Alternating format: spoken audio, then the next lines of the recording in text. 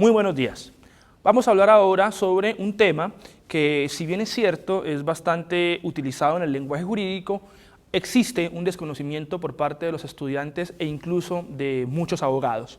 Es el tema de las reglas y de los principios que tan de moda está ahora con la adopción de una constituyente, de una constitución que de alguna manera consagra valores y principios y que los contrasta con un sistema de reglas o de normas que muchas veces tiene que ser sacrificado, por así decirlo, por decisiones que respeten derechos y principios.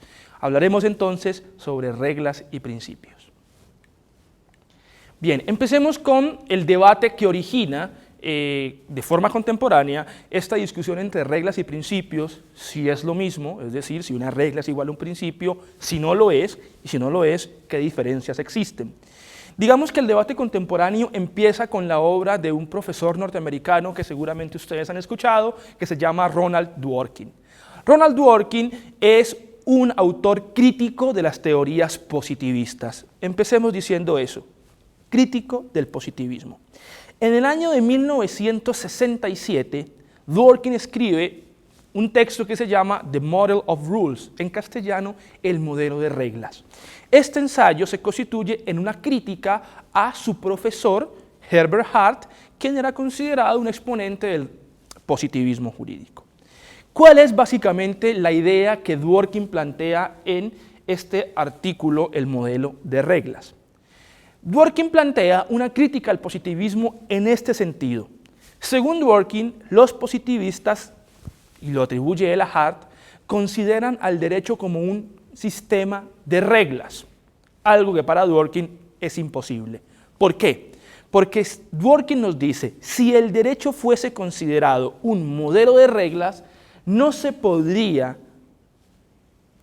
resolver lo que él denomina los casos difíciles. Repito, si nosotros asumimos la posición positivista de creer que el derecho son simples reglas, no se podía resolver lo que Dworkin denomina casos difíciles. ¿Qué es un caso difícil? En el modelo de reglas, Dworkin expone el famoso caso Riggs versus Palmer para ilustrar este punto. El caso Riggs versus Palmer, palabras más, palabras menos, es un juicio en el cual se busca establecer si un nieto que asesinó a su abuelo para cobrar el legado que éste le dejó en su testamento podía ser considerado conforme a derecho. Es decir, un nieto se entera que su abuelo le ha dejado una gran cantidad de dinero en el testamento, el nieto no ve ningún inconveniente en asesinar a su abuelo para cobrar el legado. Efectivamente, el nieto es descubierto, el nieto eventualmente puede haber confesado o confiesa el crimen, pero solicita que se le entregue el dinero que su abuelo le dejó. ¿Cuál es la razón? Dice el nieto que no existe ninguna norma legal en todo el ordenamiento jurídico que diga, que consagre, que por haber causado la muerte del causante, él debe perder el dinero. Y efectivamente así ocurría. No existía una sola norma que dijese, aquel que mate al causante perderá el legado. La pregunta, desde luego, es, ¿tiene derecho el nieto a recibir el dinero que su abuelo le legó, aún sabiendo que él causó la muerte para este propósito?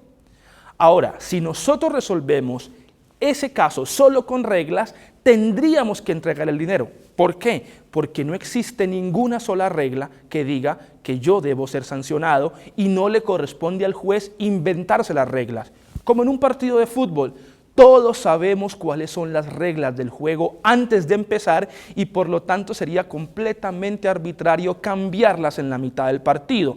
Lo mismo dice el nieto o lo mismo razonan el nieto y sus abogados. No se pueden cambiar las reglas. Pero los jueces, en este caso la Corte en Estados Unidos, deciden negar la herencia argumentando que se vulnera un principio por todos conocido y que no requiere que esté escrito. ¿Cuál es? Nadie puede beneficiarse de la comisión de un delito.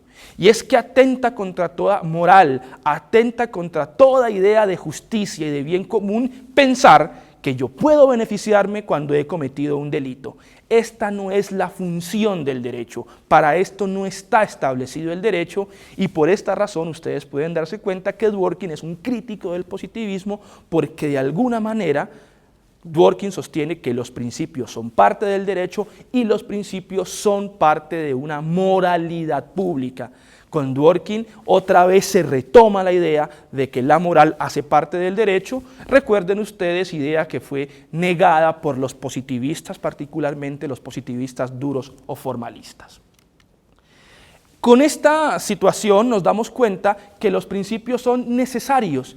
Los principios son necesarios porque de no contar con ellos podrían darse situaciones de injusticia extrema o situaciones que de alguna manera no benefician a la sociedad.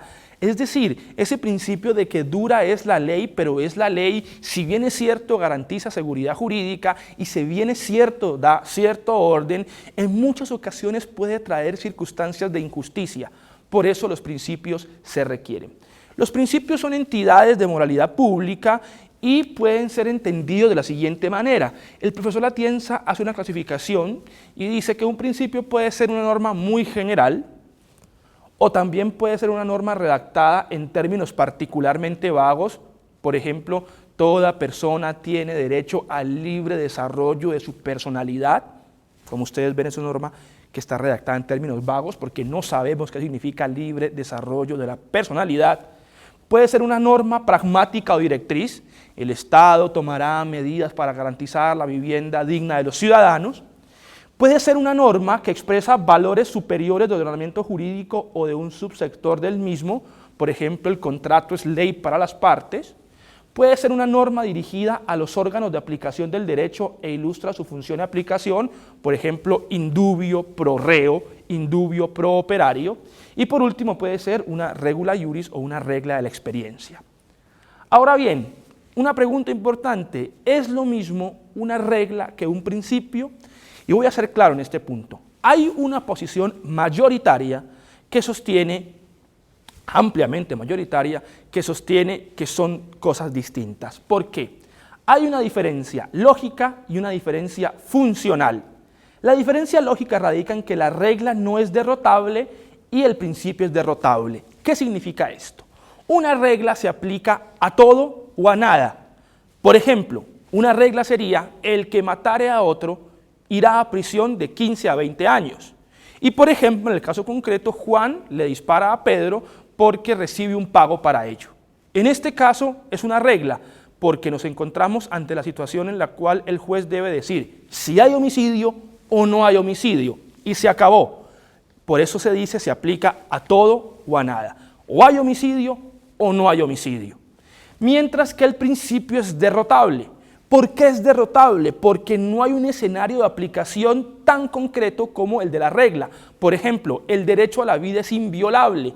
Pero, por ejemplo, ¿qué pasa cuando la vida de la madre está en riesgo a la hora de dar a luz a su bebé? En ese caso tenemos que elegir entre cuál de los dos derechos a la vida es más importante. O qué pasa, por ejemplo, cuando yo tengo derecho a expresar libremente mi religión, pero también tengo vecinos que tienen derecho a su paz, su tranquilidad y, por ejemplo, me da por colocar cantos o alabanzas a un volumen bastante considerable y mis vecinos van a protestar por eso. Es decir, cuando mi derecho a la libertad y a la expresión de cultos es respetado y cuando sobrepasa de tal manera el límite que afecta a otros. En este caso se dice que el principio es derrotable porque tenemos que ver el caso concreto. En principio, el principio no se sabe si se aplica o no. No tiene una estructura a todo o nada como sí lo tienen las reglas. Y como consecuencia funcional tenemos que las reglas no tienen peso, los principios sí tienen peso. Por tal razón se dice que los principios se ponderan. Se tiene que ver qué principio cede de acuerdo al caso concreto y básicamente esa es la diferencia entre las reglas y los principios. La regla no tiene peso porque no es derrotable, el principio al ser derrotable tiene peso. Para profundizar más sobre el tema los invito a que en las guías virtuales indaguen la presentación sobre reglas y principios, donde de una manera más amplia y con más ejemplos se puede conocer más sobre esta discusión. Muchas gracias.